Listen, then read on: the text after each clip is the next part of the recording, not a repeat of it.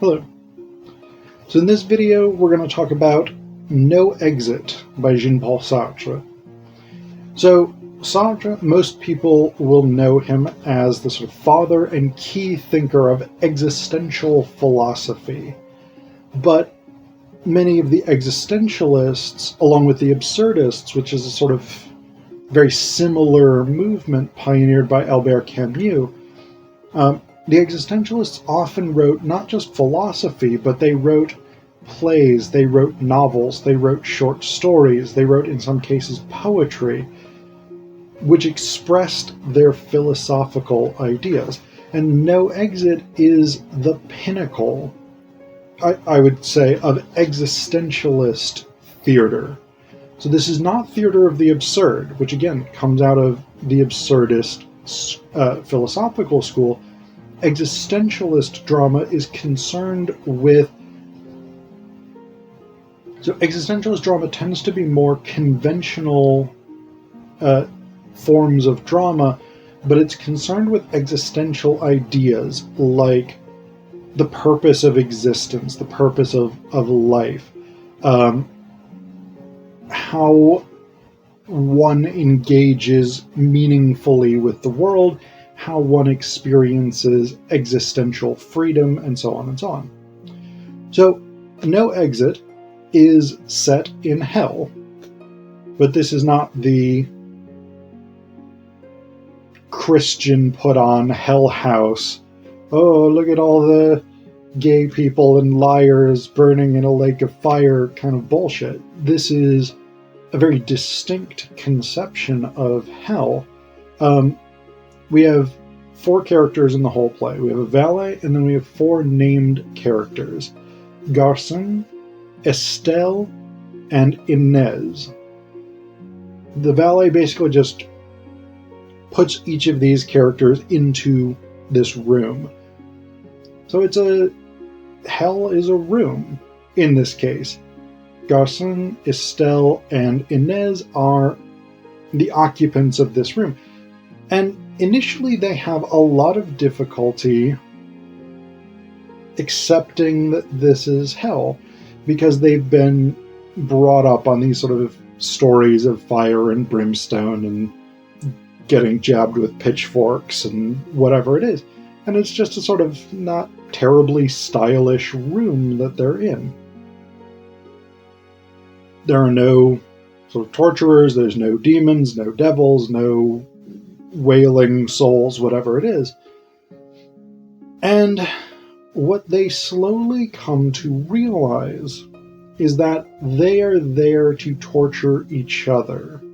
That hell is specifically set up so that they are the source of one another's torment. And it's interesting watching them come to this realization, in part because they each sort of reject this idea at some point or another in the play. And the other characters tend to take, even as they sort of deny that they are there to torture one another or that they want to torture one another, the other characters tend to take a kind of fiendish glee in this renunciation, or this sort of refusal of playing the roles. They tend to mock the person who's denying that this is the way hell works. So I'll give you a sort of brief breakdown of these characters, and sort of talk through how this actually functions. So Garçon he's a pacifist officially, but it seems like he's actually maybe a coward and a deserter from the French army when the Nazis overran France in the beginning of World War II. So he's potentially a coward.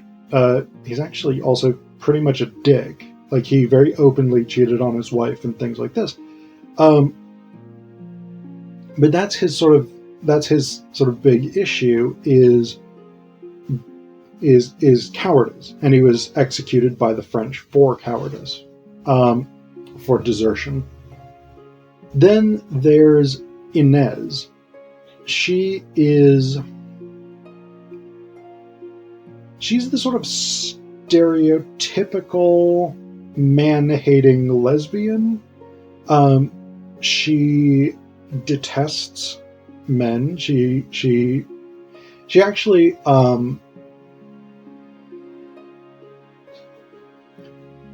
one of the things that she recounts having done is basically seducing her cousin's wife, and which led to his suicide, and so she has this sort of responsibility for that. And then there's Estelle, who's this very sort of vapid high society woman who she had an affair with a man that she didn't care that much about, but he loved her, and she had a baby with him, which she decided to get rid of by throwing it off a cliff into the sea. And her rejection of this guy, plus her murdering their baby, led him to commit suicide. So they're all three in hell, and they all have something in particular that they want. Garçon needs someone to believe that he's not a coward. In particular, he needs Inez to believe that he's not a coward.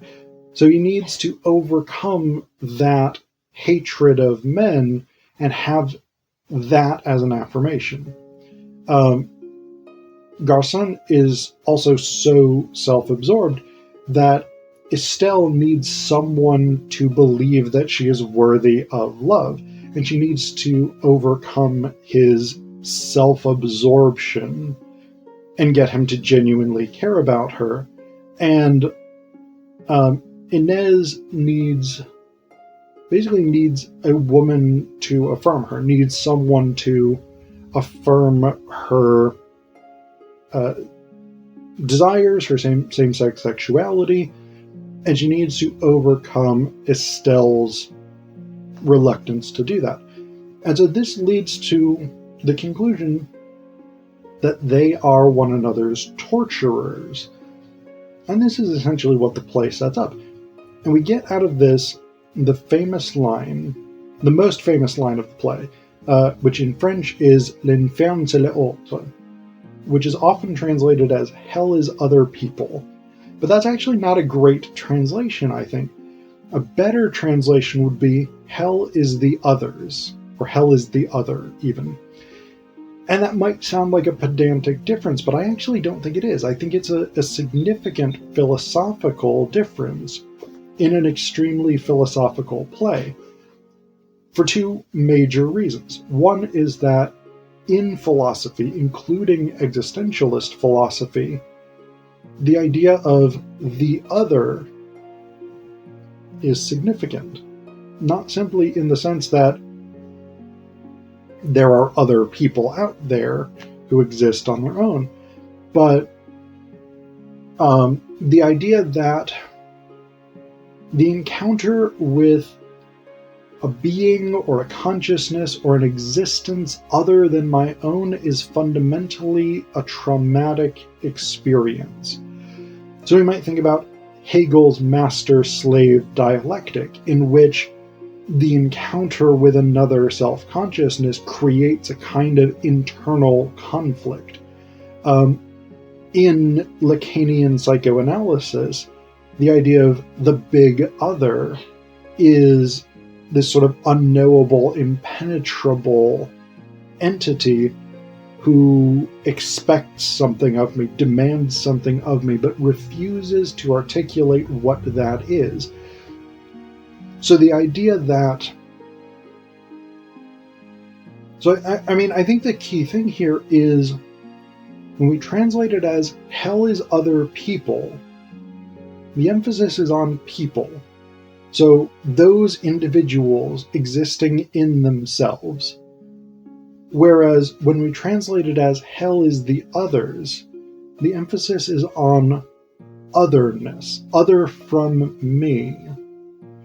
So when I think about other people, I'm thinking about, all right, they have their own separate existence. They are complete beings in themselves. But when I think about other, I'm thinking about that primarily in relation to myself. They are not me. They are not my consciousness. And so that's a different kind of philosophical relationship.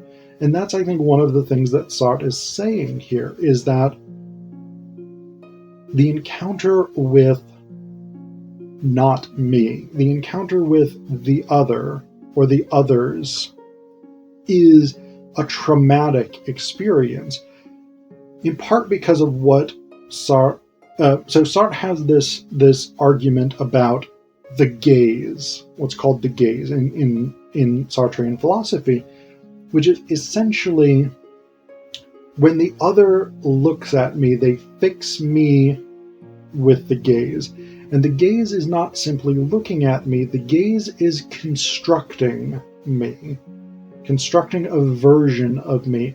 And in particular, it may be a version of me that I do not agree with, or a version of myself that I don't see when I conceptualize myself.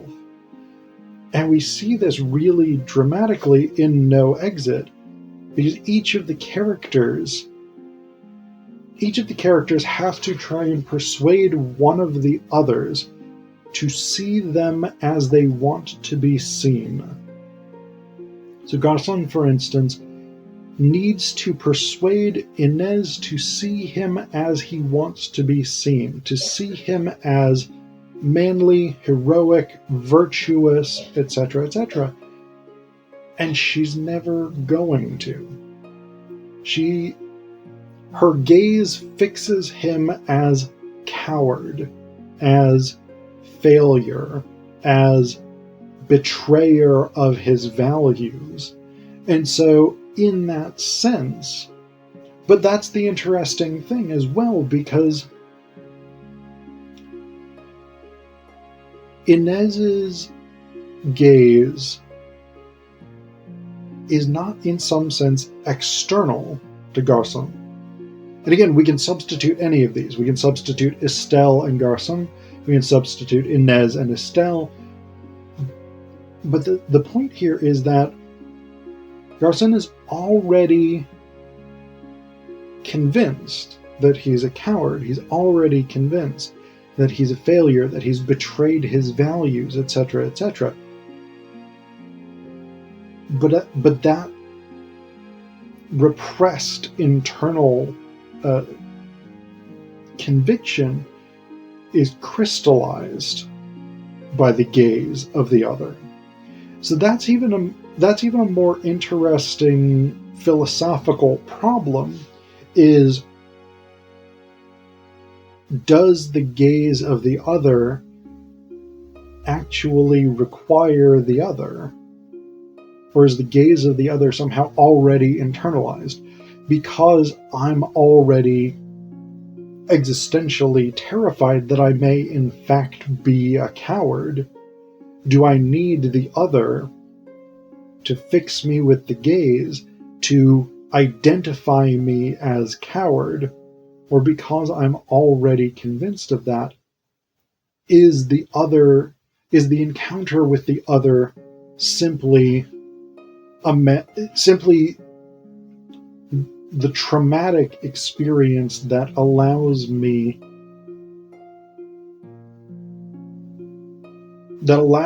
to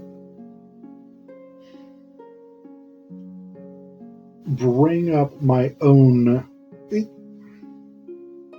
Does the traumatic encounter with the other allow me to imagine that gaze, to construct that gaze from an external reference point, regardless of whether that external other views me the way that I believe that they view me? So that's another really interesting dynamic, a huge sort of issue of Sartrean philosophy.